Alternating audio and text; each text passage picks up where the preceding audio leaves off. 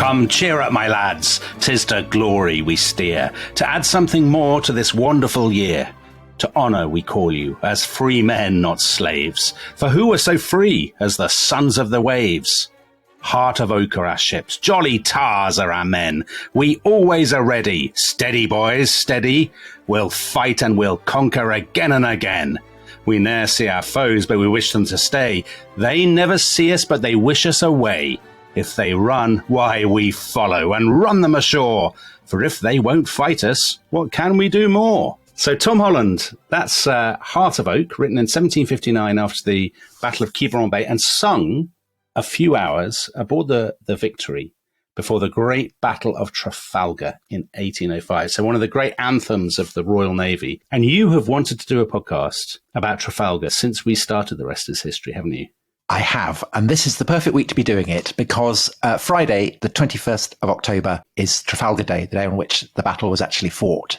So we were originally going to do one episode, weren't we? We were. On Trafalgar.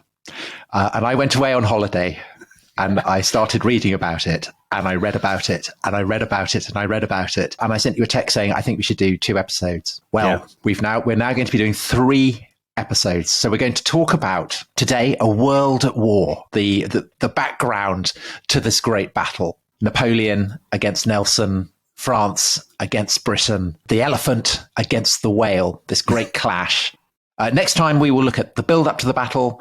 And then on Friday, the 21st of October, Trafalgar Day, we will look at the actual battle itself. And Dominic, I have gone on record, haven't I, as saying that I'm not particularly interested in rope or ships or mizzen masts or anything like that. Right, because this is in the context of the novels of Patrick O'Brian that you refuse to read. I now want to recant. Yeah, I want to recant. You're recanting. Oh, what a moment. I think this is an absolutely thrilling story. I think it's the great epic of British history, actually. And when I say epic, I mean in the sense that, the Homeric sense. Nelson is a kind of Odyssean figure, endlessly sweeping the seas. He's on the sea at 2 years at a time. And then at Trafalgar, Byron called him Britannia's god of war. He's a kind of great agent of annihilation, a kind of terrifying figure, really, who dies at the moment of his triumph, becomes the great martyr of the Navy. Well, that obviously, we'll come to that, but that martyrdom is absolutely central to the story. It's an astonishing story, and it's a story in which the stakes could not be higher. For Britain, it's about national survival, and for France, it's about the opportunity to knock Britain out permanently and thereby secure a permanent French supremacy over Europe. So huge, huge stakes.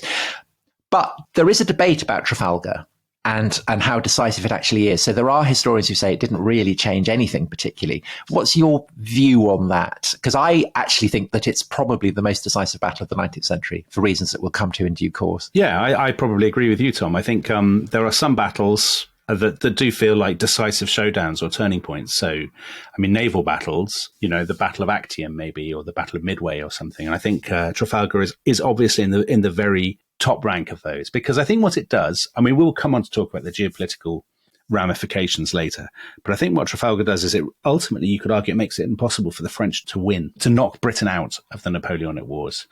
It had Trafalgar gone otherwise, had the French landed in Britain and maybe not invaded, but maybe smashed up Britain's dockyards, smashed up London and so on, made it impossible for Britain to continue to fight at sea.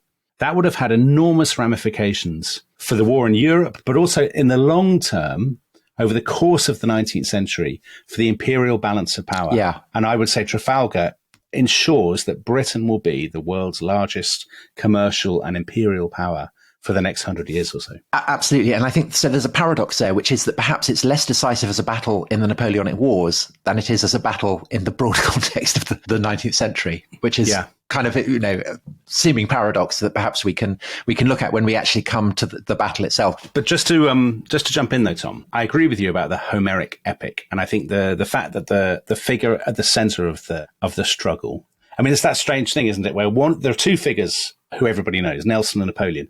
Napoleon is never there, but his shadow hangs over the whole story. Yeah. But Nelson is there in a very intimate kind of way on the deck of the Victory, risking his life. And of course, it's the fact that he dies in the moment of apotheosis that turns this into more than just an ordinary battle. It turns it into a And absolutely, I hate to use the word because it's such a terrible cliche, but it turns it into, dare I say, an iconic moment in British national history. But there's one other thing I think makes Trafalgar so interesting. And I know at this point you'll roll your eyes because you're terrified that I'm going to start talking about 17th century finance. But I think Trafalgar is the culmination of all kinds of political, financial, economic, cultural processes that have been working themselves out for more than 100 years. And it's a brilliant window, actually, into talking about Britain as a state since its creation.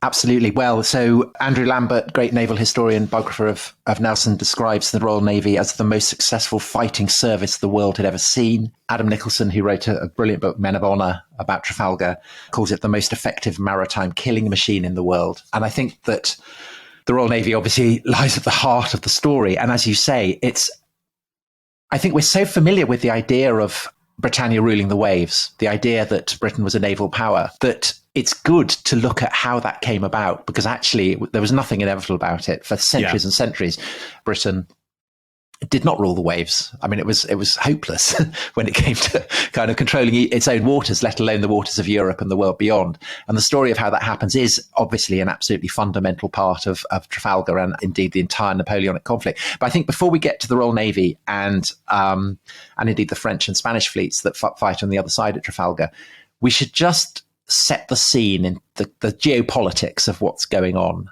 So 1805 is the year, I suppose it ranks like 1588, the year of the Spanish Armada, 1940, the year of the Battle of Britain, as a year when Britain faces invasion by a foreign force. The question of how credible a threat that actually was is something that we'll come to in due course. But that is part of the mythology, isn't it? That 1805, Napoleon could have invaded Britain. Yeah, absolutely. So to give people a sense of the sort of the lie of the land, Britain and France have fought something like 7 major wars, I think, since the 1690s or so. Yeah, so in France, they call it the Second 100 Years' War. So the first 100 Years' War in the Middle Ages. But this is a kind of ongoing process of conflicts that just run and run and run. And they are increasingly, aren't they, world wars? So they're wars that take place in multiple theatres, thousands of miles apart. And very often, very largely kind of, I mean, there are elements on land, but the Navy is always hugely important. And this is the latest one, and it's been raging since the early 1790s. It's sort of off and on. There are sort of stop-start, but I think you can see it all as one kind of continuous campaign, ultimately, can't you? And Britain is constantly trying to do what it's always done, trying to enlist continental coalitions against Napoleon. Because one of the strange things about Britain is Britain is a world power, but militarily on land, it is not really much of it is a pygmy. Because for reasons we'll go on to discuss, Britain has always invested in its navy rather than its army. So that means Britain needs allies, but it also needs to uphold its side of the bargain, which is to kind of, maintain its naval supremacy. Napoleon, so he faces the same strategic dilemma that successive French administrations have faced. They've always struggled to raise enough money to fight on land and at sea. So France is always ending these wars, whatever the result of the war, France is always ending these wars bankrupt. But Napoleon, because he's ruthless, he's rapacious, he plunders countries he occupies. He poses a kind of threat to Britain, I would say, Tom, that no previous French administration has ever posed. Wouldn't you agree? This is a kind of an existential challenge on a scale that goes beyond the challenges of, I don't know, certainly the 9 Years' War, the War of the Spanish Succession, or some of these previous conflicts. Absolutely, because and it's not just Napoleon, it's the Revolutionary Wars as well. What the French Revolution does is to put the whole of the French patrie into arms. So it's this idea of total war is born with the French Revolution. And it takes the British, I think, a few years to appreciate what they're up against. I mean, it takes all the kind of Ancien Régime nations of Europe time to realize what has been born in France. And also, quickly, a quick point, Tom, a really important point. France is a leviathan. Much larger population, isn't it? Yeah, I think it's got something like 27 million people. Britain's got about 11, is it? 11 million. Yeah. So, I mean, now we think of France and Britain as equivalent. They are not equivalent in population. And, obviously that suggests an economic potential at the dawn of the 19th century. So for Britain, this is something of an uphill struggle. Yes. Well, so Britain, when the Revolutionary Wars break out in 1793, does what Britain has always done throughout the 18th century, which is essentially to pay continental allies to take on the French army. And this, it's kind of diplomacy. It's, all those board games where you have different players and you're all kind of teaming up with one another and stabbing each other in the back. Britain's always been very good at that. But the problem is that the sheer scale of the armies that the French revolutionary state can command are so enormous, and the passions that have been unleashed are so intense that they kind of sweep away the Austrians and the Prussians and everybody. Yeah. And Britain finds herself, to her consternation, basically facing a continent where there are no allies to be had. Yeah. And so therefore, her only option, if she is to retain her independence, is to rely on the Navy and to basically hope that something will turn up. Process of wars throughout the 1790s, culminating in the Peace of Amiens in 1801. But everyone knows this is basically kind of half time, isn't it? Yeah. And Britain's sense that France, now under Napoleon, is too restless, too dangerous, too much of a threat, is focused by the refusal of Britain to return the island of Malta that Napoleon had seized from the Knights of Malta, this kind of ancient chivalric order. The British had then taken in turn. And under the terms of the Treaty of Amiens, Britain was going to return, was going to give Malta up. But she refuses to do that because by now Britain's naval power means that it's not just enough to have forces in the Channel or even the Atlantic, but has to be in the Mediterranean as well. Yeah. And so therefore they're not going to do it. And that is what precipitates the return to war. Britain, under the governance of Pitt the Younger, who's Prime Minister, he is returning to a kind of more traditional British policy. He is trying to get Austria, Russia on board. Napoleon realizes that he can knock Austria or Russia out easily. He has the manpower to do that. He has the military genius to do that. He has the resources to do that. But that if he's going to win the war, he has to knock Britain out. And so that, by 1805, is the situation. Yeah. That is the strategic decision that Napoleon has arrived at, that he has to get troops across the Channel to Britain. And that is essentially the state of play. And it's Napoleon himself who comes up with this phrase, describing the war between France and Britain as the war between an elephant and a whale. But of course, another very, very popular analogy is the war between Rome, the military power, and Carthage, this commercial, mercantilist, naval power that ends up being defeated. Well, Napoleon's already modelling himself on a Roman emperor, isn't he? Yes. I mean, and he's got all the trappings. Well, he is an emperor, isn't he? He's previously been the first consul, and now he's that emperor. Exactly. So that suits him. So just on Napoleon and his strategy, people often think, don't they, that in 1805, the French were poised to invade Britain. And there's the sort of image, actually, we did a podcast, Tom, very recently, which I recommend to the listeners, about a history of France in 10 films with Muriel Zaga. Who was brilliant. And at the beginning of that podcast, I quoted from Russell Crowe as Jack Aubrey in the film Master and Commander. And he says, do you want a guillotine in Piccadilly? Do you want to have that raggedy-ass Napoleon as your king? And all this stuff. That probably wouldn't have happened, though, would it? Do you think? That's not really Napoleon's plan. I think don't you think Napoleon's plan is just to cripple Britain as a naval rival, to smash up its dockyards, all that stuff? That's what Napoleon's says, and that's what his marshals in later years say the plan was, that it wasn't to occupy Britain, it was to destroy its naval resources. And that is that reflects the fact that Napoleon understands that what enables Britain to withstand him is the incredible resources that over the course of 150 years the Royal Navy has built up and has made the Royal Navy into this kind of this killing machine, a force that is something, by the standards of the age, something new. I mean, something radical, lethal, and potentially globe-straddling. Yes, absolutely. France cannot afford to invest in the fleet to the same degree that Britain does, because it has obviously land borders that Britain, it's now the United Kingdom of Great Britain, doesn't have. Yeah. So the French have to invest in their military. The British, as you've said, they don't have armed forces that are capable of facing up to this. They've periodically kind of land troops in the Netherlands or whatever, and they get beaten out. Yeah. And so that means that the Royal Navy is the only possible way that Britain can continue fighting. And that's what makes it so significant. So I completely agree that we cannot begin to look or explain the Battle of Trafalgar without looking at the Royal Navy and the kind of the deep history that has led us to this context in 1805, where it is a maritime killing force of an order that has never existed before. Now, I know you're very, very excited about tracing the origins of this back to Cromwell so and Pepys. Yeah. So you sent me a whole load of notes. It's full of stuff about the Battle of Lowestoft against the Dutch in the 1660s. And these are complete lies. I don't know what the Battle of Lowestoft is. But Dominic, I would say that actually the origins of Britain's identification with the Royal Navy goes back even beyond Cromwell. It goes back to Drake. Not to Alfred the Great, Tom.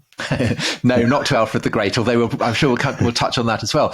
But it's this idea that that kind of exists inchoately in the British imagination. I should probably say the English imagination, because, of course, Drake was an English admiral. That it was Protestant ships that had enabled England under Queen Elizabeth to defy continental and Catholic despotism. Yeah. And so the Navy is seen as being the embodiment of Protestant liberty against the shadow of continental autocracy. And it's pretty easy when you have that in your imaginings to see Napoleon as standing in the line of descent from Louis XIV, Philip II, whatever. And of course, the Navy is expensive. It has to be paid for. It's Parliament that votes to pay for it. Lots of people in Parliament know nothing about the Navy, but they know they're vaguely in favour of it, because it's Protestant and it's the embodiment of liberty, unlike armies, which are seen as being sinister, continental, despotic. Exactly. There is a profound distrust in British and indeed English and Scottish before that history of the idea of a standing army controlled by the king, because that is perceived as the tool of Catholic absolutist monarchs. Whereas there's this perception that runs right through the 18th century that a navy almost inherently, and the Royal Navy par excellence epitomizes this, a navy is the sort of bulwark of liberty, that free-thinking Protestant men will serve on ships, whereas if they're wearing the uniforms of a land army, they are merely the slaves of a despot. And that, I mean, people absolutely, you see that in cartoons, you see that, as we'll come on to, in songs, in popular culture. I mean, the Navy is embedded in Britain's sense of its own identity. You could argue, Tom, we'll come on to this as well, that the Navy is, more than anything else, the British institution, because it's obviously its great rise really coincides with the invention of Great Britain as a sovereign country. But I think you could go even further than that and say that, in a way, the Royal Navy isn't just a reflection of modern Britain. It helps to create it. Yeah, agreed. Because the simple fact, it's unbelievably expensive. So it's equivalent to about a third of the British government's total annual expenditure. I mean, that is an enormous amount of money. And to raise that money, you need the kind of the frameworks of fiscal responsibility that the current British government stands heir to. So I find it quite depressing reading about, how in the 18th century... You don't trust Liz Truss with the Royal Navy, Tom? The national debt and the kind of the tools of borrowing and lending that the British state creates, and which essentially provide the kind of, the foundations for the entire global economic system to this day. Well, Kwasi Kwarteng, if you're listening, please start taking notes now. But the need to fund the Navy is a crucial part of what enables those kind of frameworks to exist. So that's why, in some ways, the Battle of Trafalgar is the culmination of a story that is a story not just about sailors fighting at sea. It's a story about finance, and it's a story about the invention of a modern state. Modern state, I would yes. say. Now, we should probably take a break, shouldn't we, Tom? And then come back and talk a little bit more about the Navy, because I have some very interesting naval facts for you, which I think I think you'll find that very exciting. So we shall see you with our naval facts after the break.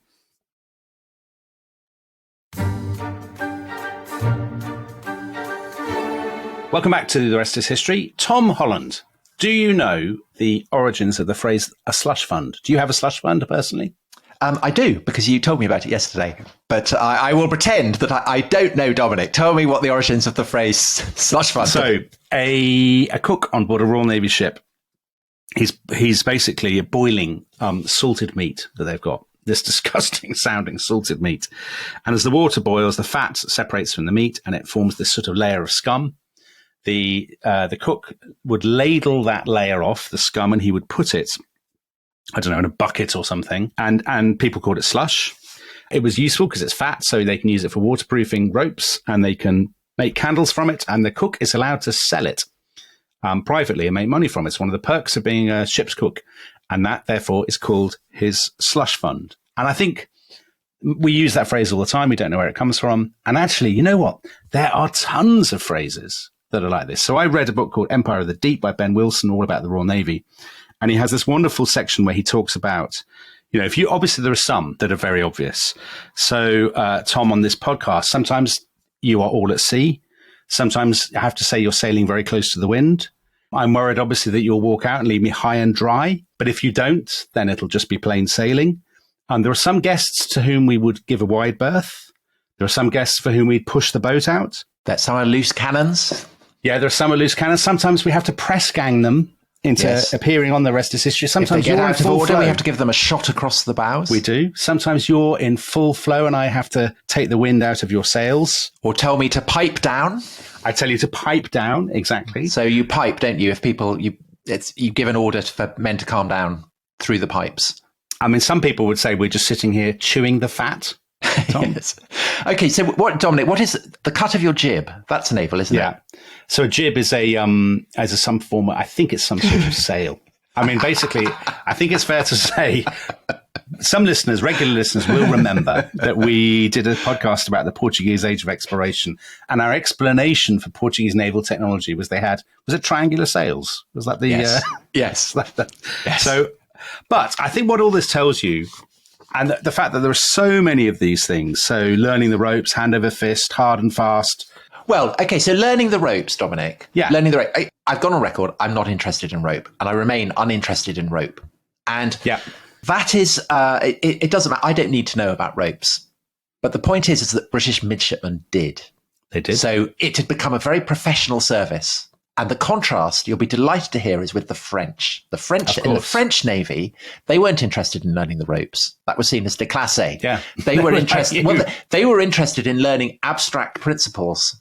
I saw that, and I saw that in your notes that the French were only interested in abstract nouns, very like today. Yes, I thought you'd enjoy that. Whereas British officers, even if they were quite well born, so one of the sons of George III went to sea as a midshipman. Yes. So where does this come from, Tom? Because the thing is, you mentioned Drake, but even in the generation after Drake, England is not really a naval power at all. And actually, I would say, well, I say this because I've read other people's books.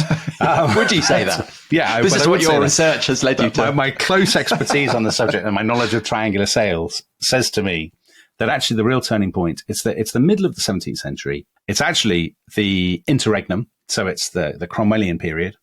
And it's competition. It's competition specifically with the Dutch.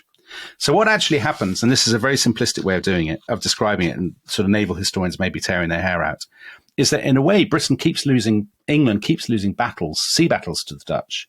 But in the long run, it kind of wins the competition because all the time it is losing, the Royal Navy is improving, is modernizing, is learning from its opponents. So by the 1660, when you have the Restoration, it is already much larger. Cromwell has spent an awful lot of money on the Navy in this sort of competition for trade with Britain's great Protestant commercial rival, which is the Dutch Republic. It has two admirals in particular, so Blake and Monk, who are very much into we need to be more disciplined. It can't be the sort of shambles that it has been for most of our history.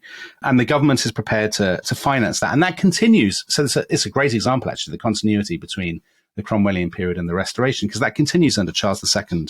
And James II was Lord High Admiral during the Restoration period. He's very much all about the Navy. So they do two things in particular in the Restoration period. So one is you have peeps and administration, so the creation of a kind of bureaucracy. And the other is professionalization. So it's actually under Charles II that naval lieutenants have to pass an exam.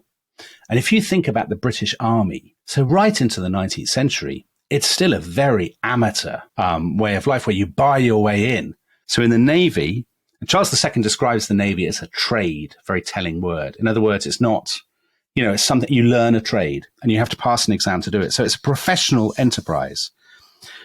And then when you get to the end of the 17th century, William of Orange and Mary and Anne, obviously now you're in competition with the French. So rather than the Dutch, you're now facing the French, who are a real, they are the superpower. And the only way England and Scotland and then Britain can compete is through finance. So William brings over, these sort of Dutch financial techniques, and now they're being applied on a much grander scale. So the classic one is the Bank of England. The Bank of England is founded in 1694. England is locked in this sort of long struggle against Louis XIV's France. Right away, the Bank of England raises more than £1 million, and an absolutely astronomical sum of money by the standards of the day. And more than half of that, Tom, was spent on the Royal Navy. So finance and kind of naval power were absolutely intertwined. And in fact, even the public are financing the Navy. So from 1714, you as an ordinary punter, you as a sort of small speculator, you can buy a Navy bill, which is traded on the stock exchange, will give you a return of 6% a year. And that presumably is seen as being patriotic, the patriotic option. Of course, absolutely. Absolutely. You think about all the war bonds so our American, Australian, Canadian, British listeners, all of these people will remember in the world wars, you would buy war bonds to support the war effort. This is exactly what people are doing at the turn of the 18th century, and it is supporting specifically the Navy. So as we enter the 18th century, Britain has a naval bureaucracy. It has the Admiralty building in Whitehall, offices, people with pieces of paper. And it's also, as time goes on, the Navy becomes absolutely embedded in Britain. So Britain is created in 1707, and the Navy is at the center of that because that's all we have. We don't really have an arm. I mean, I know there's Marlborough and the Battle of Blenheim. Well, so regiments are obviously drawn from counties or regions. They're very localized, whereas the Royal Navy, people come from all over the place. Exactly. So the anthem, the great anthem that people associate with, apart from God Save the King, the anthem that people associate with this new country, Great Britain, is, of course, Rule Britannia. Sung at Britannia rules the waves. Yeah, Britannia rule the waves. Exactly. Now, that was sung at it was a sort of a play, an opera, a masque, a musical about Alfred the Great. Yeah, about Alfred the Great. Who gets kind of, back projected as the founder of the Royal Navy. Exactly. Which, of course, he wasn't. No. But that idea is really important. So in 1740, when the people are watching the Alfred the Great and they're singing Rule Britannia, they are kind of inventing a tradition in which Britain has always been a maritime power, in which the Royal Navy of the mid-18th century is sort of being projected as the culmination of a process that has taken almost 1,000 years. I mean, we think of the Navy, I guess, because we're living in the sort of shadow of it. We probably think, and many of the listeners will think of the Navy as an incredibly traditional, old-fashioned institution, full of weird rituals and phrases. But in the 18th century, the Royal Navy, I would say, represents the acme of modernity. Completely. With its bureaucracy, with its finance, all those things. Yes. By 1805, the Royal Navy there hasn't been a kind of dramatic change in the way that there is with the development of steam power. Techniques for fighting battles are basically the same as they've been pretty much for 150 years. So in that sense, nothing radically has changed. So victory. There's 74 gun ships, aren't they? They came in from the 1750s. Yes, but HMS Victory, Nelson's flagship, is about 40 years old. At the Battle of Trafalgar. And Nelson himself, who becomes a midshipman before the outbreak of the Revolutionary Wars, lots of the admirals who fight in Nelson's Navy, the captains, have come of age during the War of American Independence. But essentially, the fighting techniques haven't radically altered. Having said that, however, I think that there are two ways in which the Royal Navy is, as you say, the kind of the embodiment of the future. The first is that although the fundamentals of fighting naval battles and fighting naval campaigns have remained the same, decades and decades of having the Royal Navy at the heart of the British state means that the funding, the understanding, the provisioning, the manning of this force has been unbelievably well streamlined. So in contrast, say, to France, which has these periodic bankruptcies, lacks the kind of bureaucratic infrastructure, lacks the naval dockyards that Britain has. And so it's a much more kind of staccato process. Ships get knocked out. They have to start again almost from scratch. In Britain, there is this kind of continuity of tradition, which means that the putting to sea of ships has become something incredibly fluent. And I think the other thing is that over the course of the decades that precede Trafalgar, in all kinds of ways, everything to do with the Navy has been tightened, has been streamlined, has been made more efficient. And in a way, Trafalgar is the ultimate demonstration of the success of that process. Well, I mean, if you think about in the 7 Years' War, Tom, in the 7 Years' War, which is a sort of generation or two earlier, they had started to provision ships with fresh vegetables. I mean, it sounds like such a boring, trivial point. Of course, it's not if you're on board the ship.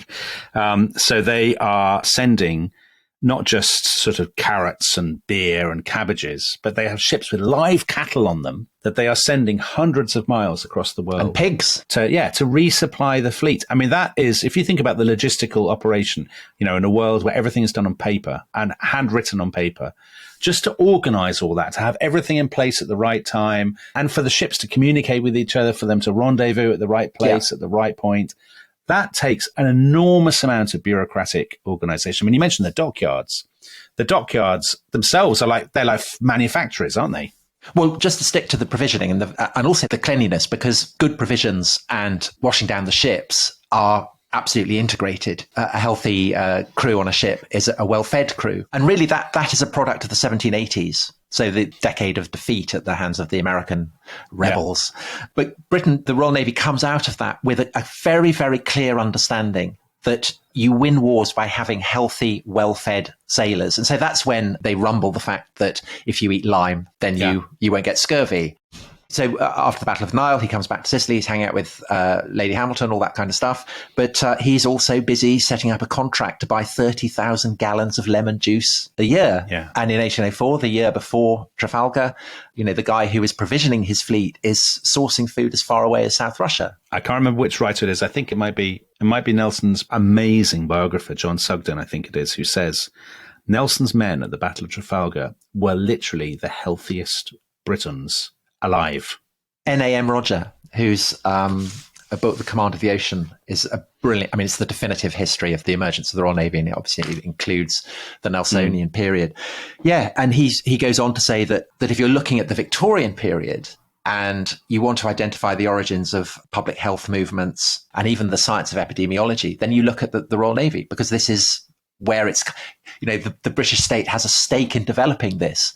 And what Roger also says, fascinatingly, is he casts Britain's dockyards entered the industrial age 100 years before the rest of the country. So that's kind of an amazing idea that Portsmouth and Plymouth and Chatham are these kind of centres for industrialisation long before it's starting to develop elsewhere in Britain, let alone the rest of Europe or the world. Well, when William Pitt the Elder, of course, becomes, Earl of Chatham, that's a badge of modernity, because the places like Chatham and Portsmouth, certainly by the turn of the 19th century, effectively, is it not, some people, N.A.M. Roger maybe talks about this as the world's first assembly line? Yeah, so that's a guy called Samuel Bentham. He's appointed the Inspector General of Naval Works in 1796, and he goes in to Portsmouth and he makes it essentially the most industrially sophisticated location in the entire world. So he builds vastly deeper docks that can take bigger ships. He is developing the use of steam engines to drain the docks, to power machine, sawmills and rolling mills and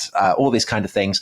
And you've got these block mills that are invented by Mark Brunel, who's the father of Isambard Kingdom Brunel, manufactured by a guy called Henry Maudsley. And amazingly, so these are, I think, by historians of the Industrial Revolution, cast as the world's first assembly line of machine tools.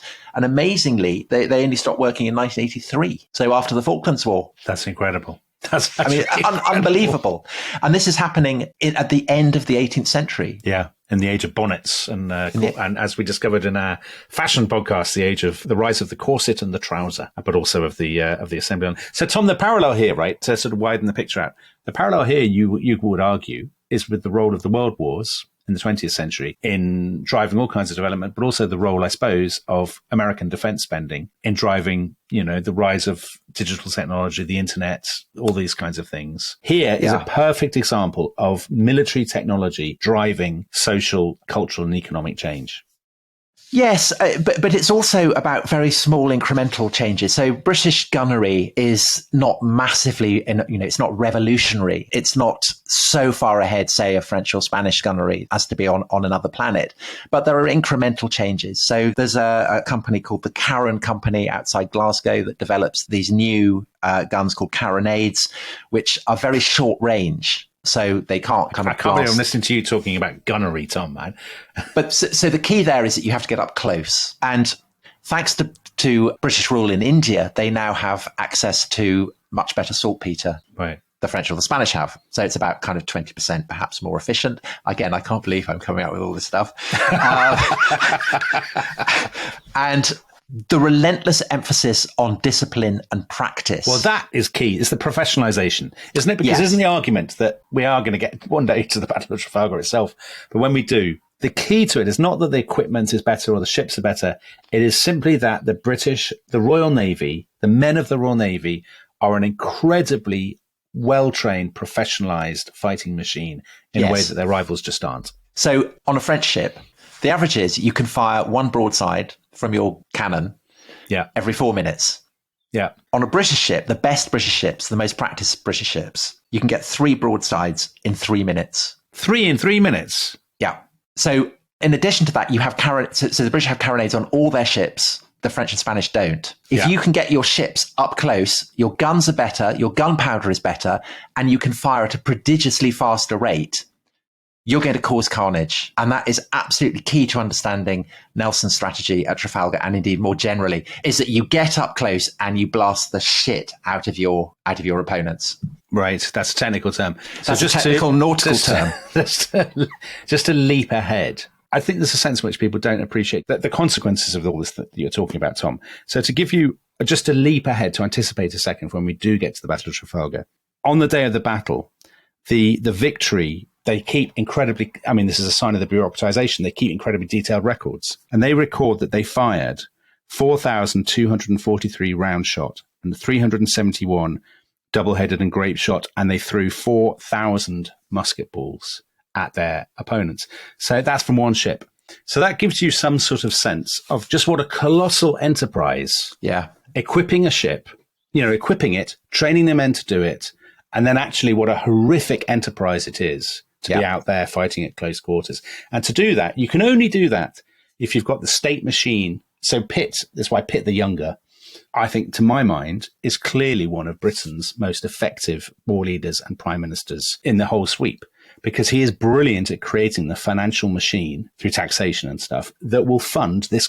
You used the phrase at the beginning of the podcast, total war. This is the spearhead of Britain's total war. Right. And so the fact that the ships of the Royal Navy are probably the best maintained objects anywhere on the planet. That more care and love and attention is lavished on keeping them spruce, clean, well equipped than anything comparable anywhere. So these are absolutely key things. But there's also further dimensions, which is strategic and tactical. And I can't believe how much like my brother. I was going to say, you're turning to your brother. I'm sounding, because the Royal Navy hasn't just honed its ability to put these kind of killing machines out onto the waters. It's also developed techniques for how to use them to best effect. Yeah. So what they have worked out by basically the 1740s is that they need control of the channel. And that sounds so obvious, but they hadn't kind of worked that out up until the 1740s. Well, Britain had historically been abysmal at controlling the channel. That's why people are always invading and crossing and all this sort of stuff. So by the 1740s, they've developed this thing called the Western Squadron, which is based along the south coast, so Portsmouth and Plymouth. And that enables Britain to maintain control not just of the channel, but of the western approaches into the channel. Yeah. And the the French lack deep sea ports along their channel coast. And basically their naval base, Brest, is around the kind of the headland of Brittany. So that's a problem for the French. Portsmouth and Plymouth are kind of excellent harbours for them. But what then happens over the course of the 1780s and into the 1790s with the start of the Revolutionary Wars is a further streamlining of their kind of the strategic vision.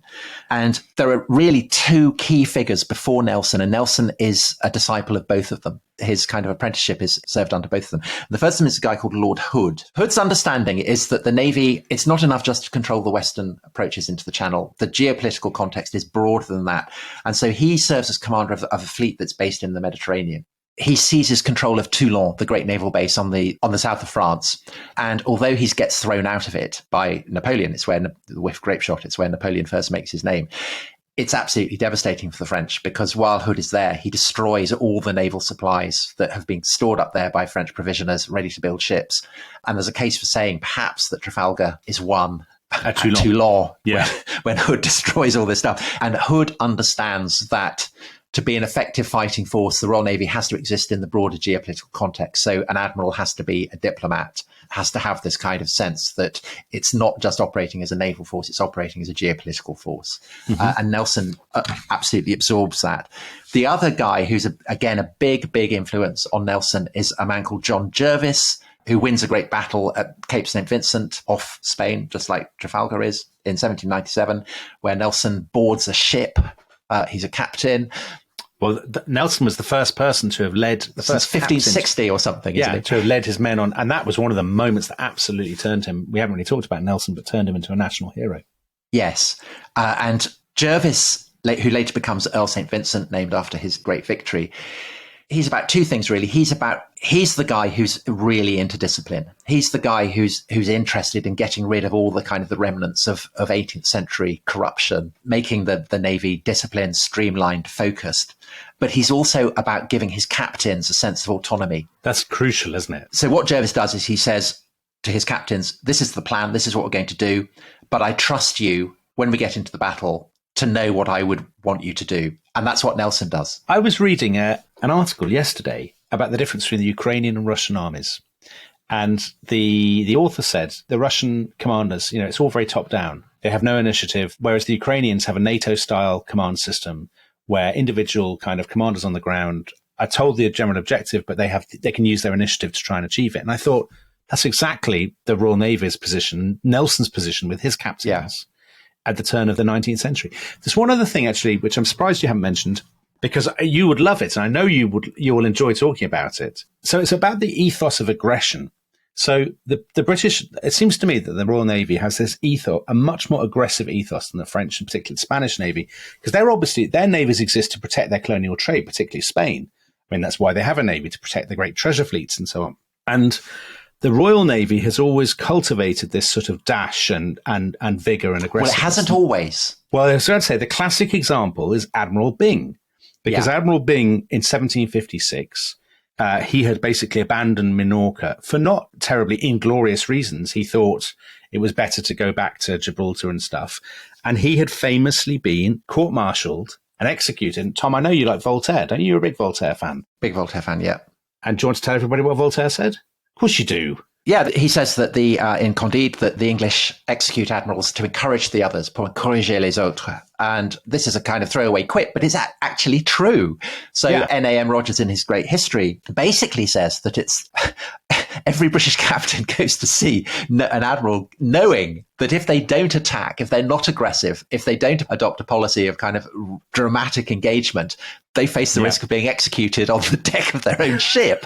And this encourages a kind of incredible aggression in the Royal Navy that their opponents find increasingly intimidating. And the result is that French and, say, Spanish captains look at the Royal Navy and think, if we fight them, we're probably going to be defeated. It's a kind of implicit defeatism that is the result of decades and decades and decades, but gets very much sharpened by both Hood and Jervis, because on the tactical level, the fact that you have your enemy, you're a captain, you see an opportunity to attack them, you have to go in or else you're going to get executed. I mean, that obviously sharpens the minds of British captains. But on the broader sense, admirals with entire theatres of war, what's happened by the 1790s with Hood and Jervis is that they are recognizing that Britain is involved in this total war. So we began the episode by talking about how it takes the British time to work out that they're in a total war. It's Hood and Jervis who understand that, who recognize that if Britain is going to win, it's not enough just to play a defensive game. They have to go on the attack as well. Yeah. They have to cripple or hopefully destroy the French Navy. They've got to attack French trade links. They've got to try and do everything that they can to strangle and throttle the French economy. So both on the tactical and the strategic level, the Royal Navy, by the age of Nelson, is very, very aggressive. And Nelson is the absolute embodiment of that. He is the disciple of both Hood and Jervis, and his career stands as an absolute monument to these traditions of violent aggression and of absolute attention to detail. And those are the qualities that he will bring to the Trafalgar campaign. So, Tom, that is a, dare I say, it's the beginning of a tour de force. It's not a tour de force completely, but it's the beginning of a tour de force. Now, If you were a member of the Rest is History Club, you're laughing. I mean, you're like a Royal Navy captain sailing into battle against the Spanish. There is a smile on your lips and laughter and death in your heart, because you know that you can listen to the rest of this series right away. If you're not a member of the Rest is History Club, then frankly, you're not even a midshipman. What are you, Tom? I mean, you're part of the slush fund, basically. So join the Rest is History Club. This is, Britain was a commercial power in the 18th century. It's very important that we celebrate that, Tom. People should join the Rest is History Club. They'll be able to listen to all of this. Tom Holland will be speaking for hours and hours about naval tactics and gunnery. I've seen his notes. He's ready to go. He's going to do it. It's not even minute by minute. It's practically second by second. All sorts of excitement. If we're very lucky, he might sing. Who knows? So join the Rest is History Club forthwith. And on that bombshell, goodbye. Bye-bye.